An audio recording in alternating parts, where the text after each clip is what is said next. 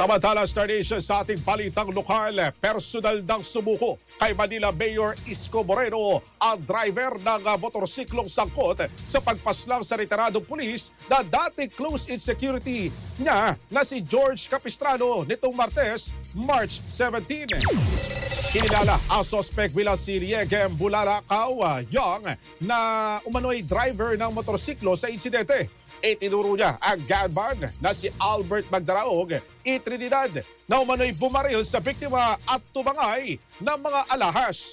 Patuloy naman ang manhunt operation ng Manila Police District o MPD para maaresto si Magdaraog na nananatiling at large.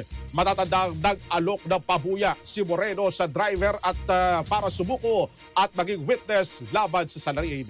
Meron naman itong banta sa mga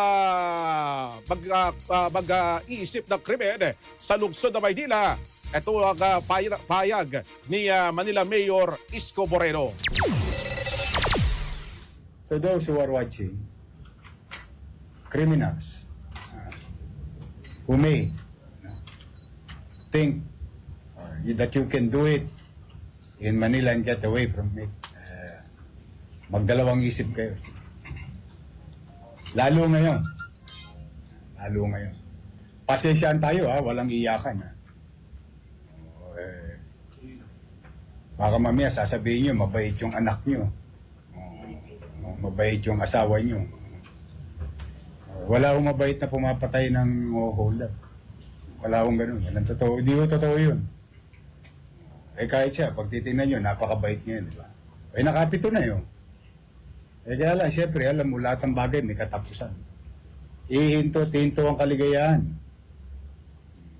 Ganun din naman ang kalungkutan, humihinto rin naman yun. Kaya lang, this time around, in less than 72 hours, we're halfway there. Thank you for the meantime, but we will not stop. Star FM News Connect.